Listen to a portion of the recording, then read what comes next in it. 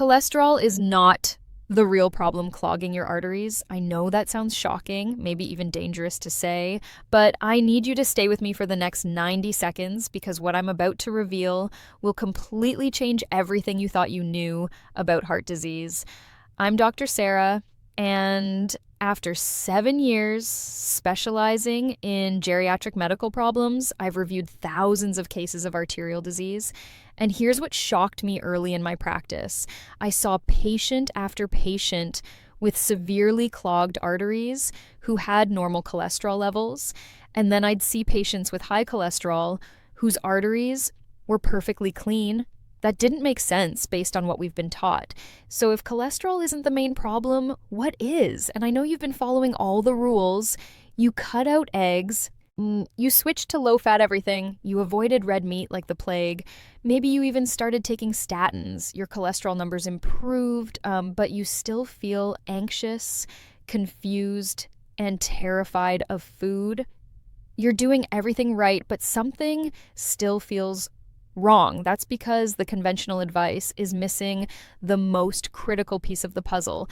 But I'm not going to tell you what that is yet, because if I reveal it now, you might click away and you'll miss the actual solution that could save your life or the life of someone you love.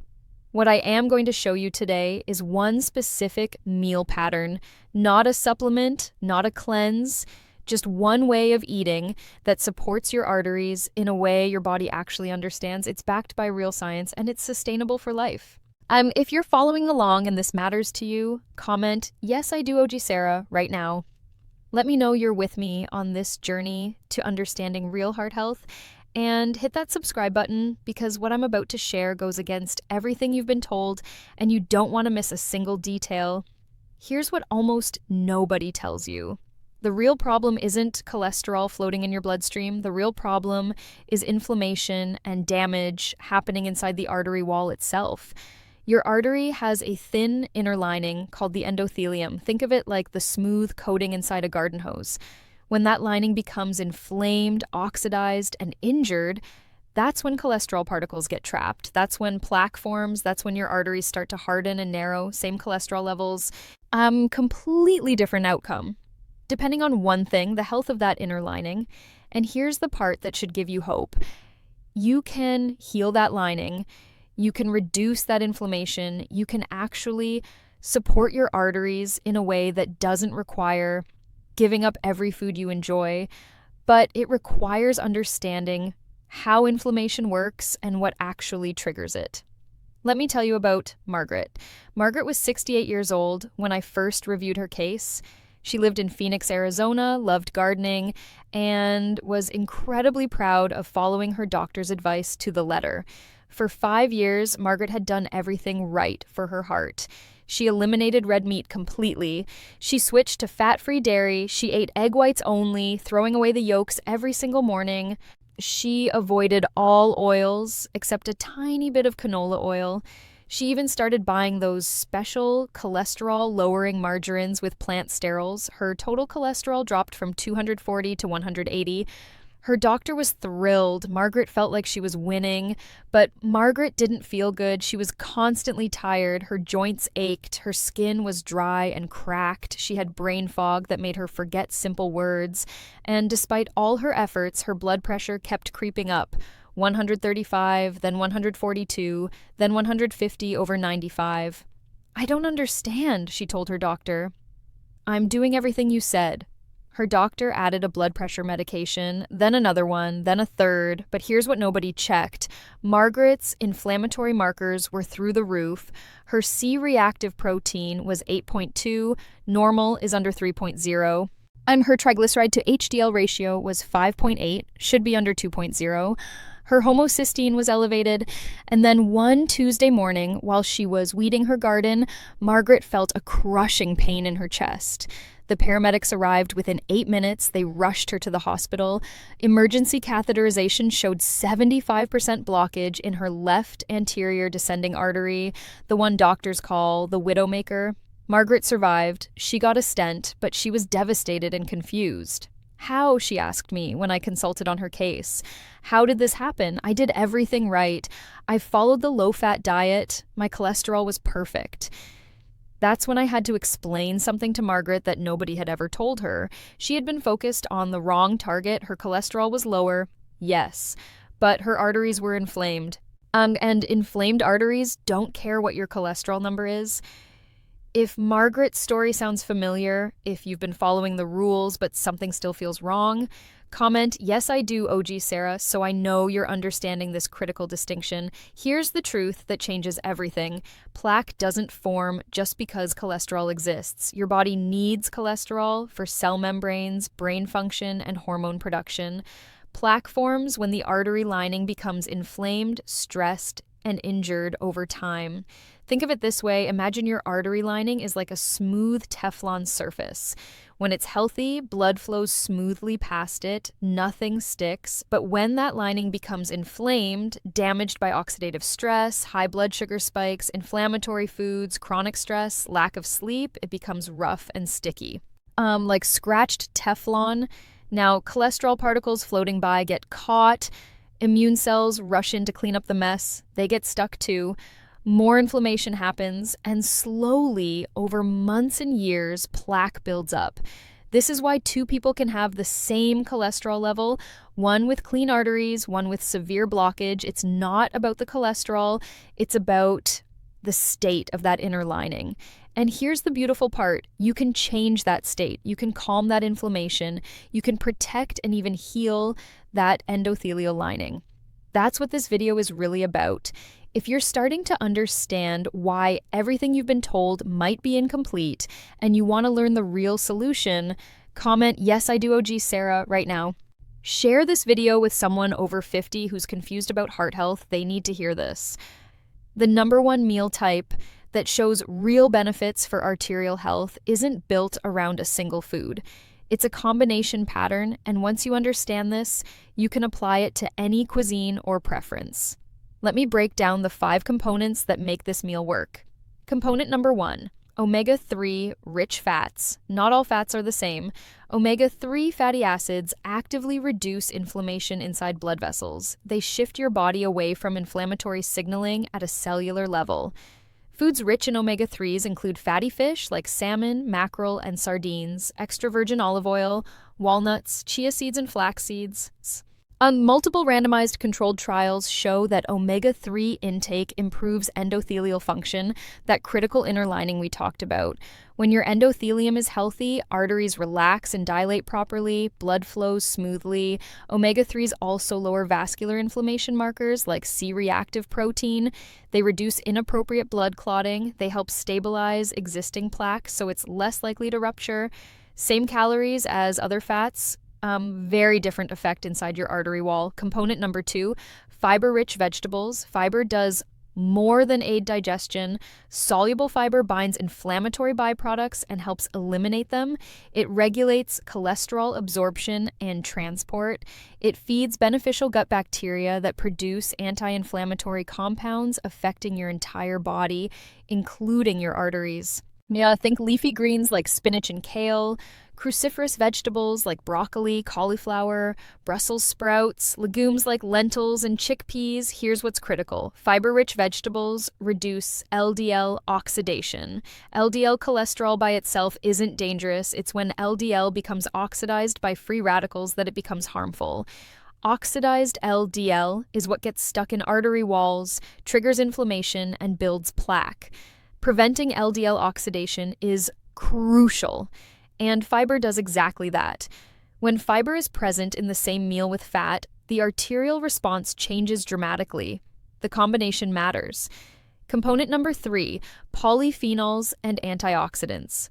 This is what most people completely miss. Polyphenols are plant compounds found in berries, blueberries, strawberries, raspberries, extra virgin olive oil, herbs and spices like turmeric, ginger, rosemary, dark chocolate with 70% cacao or higher, green tea, colorful vegetables like red cabbage and beets. The more colorful your plate, the more polyphenols you're getting. Polyphenols protect the artery lining from oxidative stress. They neutralize free radicals before they damage endothelial cells. They improve nitric oxide production, and nitric oxide tells blood vessels to relax and dilate.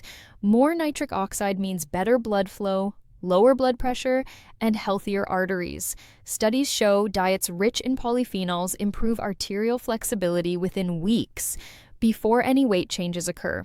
You can measure improved endothelial function on ultrasound after just 2 to 4 weeks of increasing polyphenol intake. Your arteries literally become more flexible and responsive. Yet most heart health advice never mentions polyphenols. It's always about cholesterol or cutting fat, which misses the mechanism entirely. If you're learning something new that could actually change your health, comment, "Yes, I do, OG Sarah." So I know this community is growing and learning together. Component number 4, quality protein. Protein matters, but more isn't better, and source matters enormously. The ideal meal includes moderate, high-quality protein. Fatty fish gives you protein plus omega-3s. Legumes provide protein plus fiber. Pasture-raised eggs offer complete amino acids. Wild game or grass-fed meats in moderation. Protein stabilizes blood sugar. It prevents post-meal glucose spikes. It supports satiety so you don't overeat. It provides amino acids for tissue repair. But excessive protein, especially from processed or charred meats, can increase inflammation. Balance matters. Component number 5, low glycemic carbohydrates. This is where Margaret went wrong. She focused on low fat, but loaded up on refined carbs, bagels, pasta, rice cakes, pretzels, all low fat, all high glycemic. High glycemic carbs spike blood sugar rapidly. That sugar surge damages the endothelial lining through a process called glycation. It's like caramelizing your artery lining from the inside. Instead, choose quinoa, farro, steel-cut oats, sweet potatoes, legumes, which are both protein and carb, berries, which have lower sugar than most fruits. These provide steady energy without the inflammatory blood sugar spike. Let me give you a practical example. Here's what the number 1 arterial healing meal might look like. A Mediterranean-style salmon bowl. Start with 4 to 5 ounces of wild-caught salmon, grilled, baked, or pan-seared for your omega-3s. That salmon is giving you EPA and DHA, the specific omega-3 fatty acids that reduce arterial inflammation.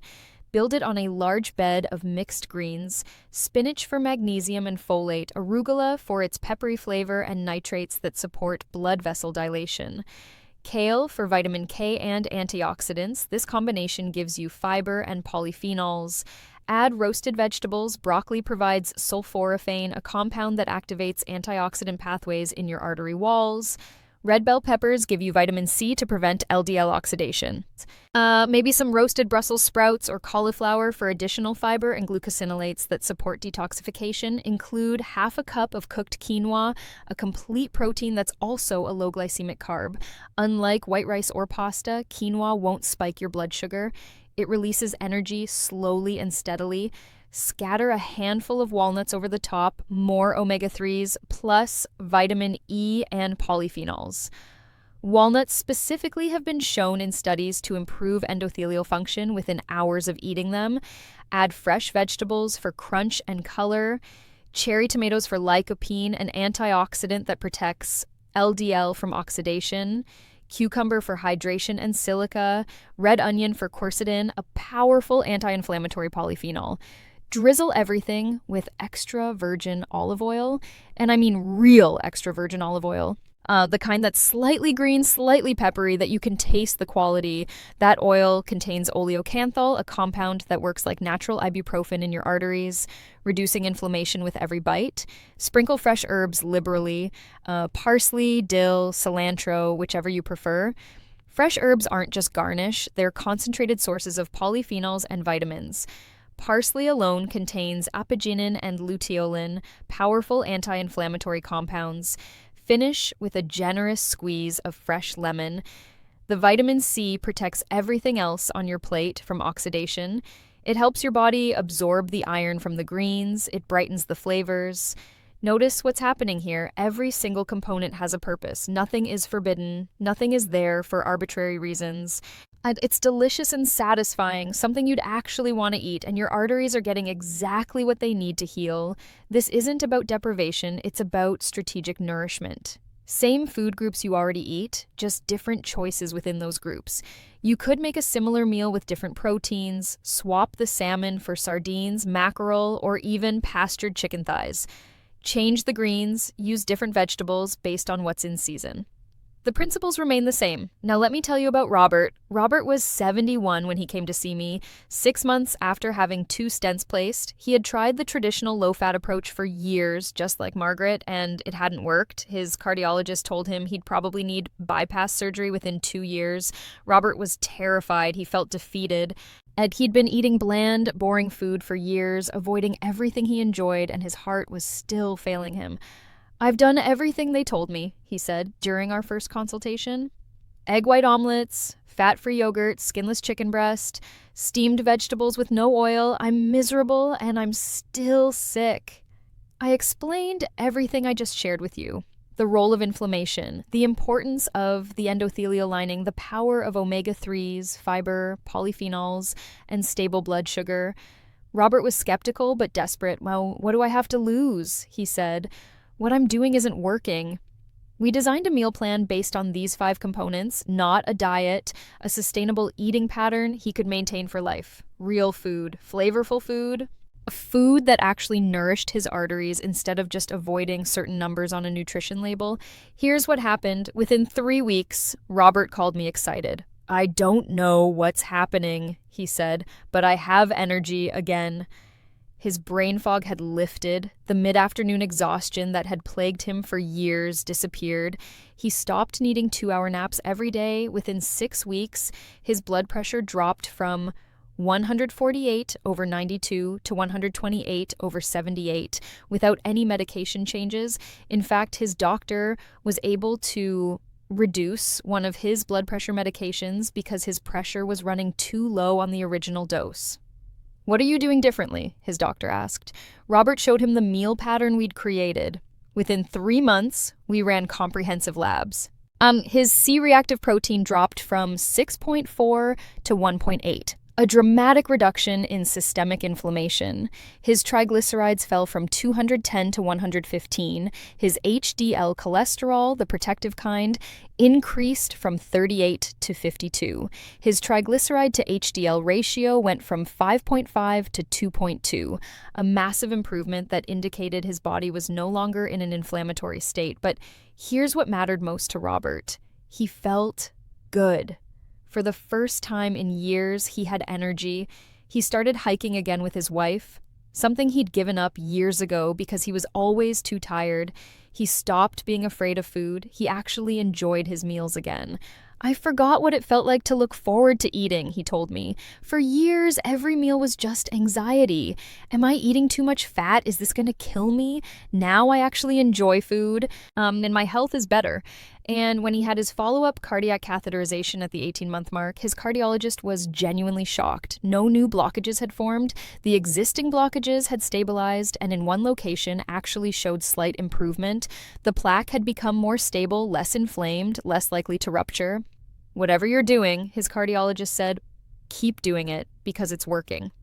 Robert is now 74. He's still hiking, still eating meals he loves, still protecting his arteries with every bite.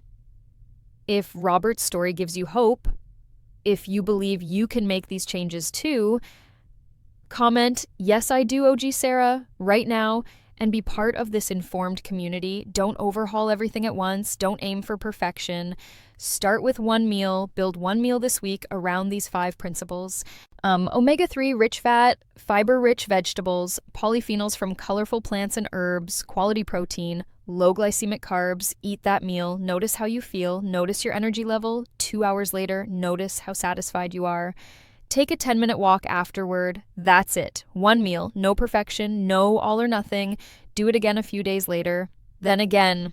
Gradually, over weeks and months, this becomes normal, not a diet, just how you eat. And your arteries, your heart, your entire cardiovascular system heal and strengthen with every single meal. Heart health and arterial health are not about deprivation. They're about creating the right biological environment through strategic food choices you can actually sustain. You don't unclog arteries by eliminating food. You don't protect your heart through fear and restriction. And you support arteries by reducing inflammation, protecting vessel lining, improving blood flow, and stabilizing blood sugar response. Same grocery store, same food categories, different strategy. When you understand the mechanism instead of blindly following rules, fear disappears. When fear disappears, consistency becomes possible. You're not relying on willpower. You understand why you're making choices. You feel the difference. You now know why cholesterol alone isn't the problem. You understand how inflammation damages arterial lining. You know the 5 components of an artery healing meal. You understand how to build meals that support cardiovascular health. And you know that you have more control over your heart health than you've been led to believe. This is empowering. This is hopeful. This is realistic. Oh, if this video gave you valuable information that could protect your health or help someone you love, comment, "Yes, I do, OG Sarah," right now. Thank you for being part of the OG Sarah community and for watching all the way through. Share this video with anyone over 50 who's confused about heart health because they need to see this. They need to understand that there is a better way. Subscribe because I'm bringing you the latest medical science without the fear-mongering, without the confusion, without the extremes, just real, practical information you can actually use. And here's what I want you to do right now. Build one meal today or tomorrow using these principles. Just one. Don't wait for Monday. Don't wait for the perfect moment. Don't wait until you've cleaned out your pantry or gone grocery shopping. Start with your next meal. Use what you have. Make it as close to these 5 components as possible. You deserve to feel confident and empowered in your health journey. You deserve to understand what's actually happening in your body. You deserve to eat food you enjoy while protecting your heart. Your arteries can heal. Your inflammation can decrease. Your cardiovascular health can improve at any age. Take care of yourself. Take care of your arteries. And I'll see you in the next video. Thank you for being here. Thank you for being part of the OG Sarah community.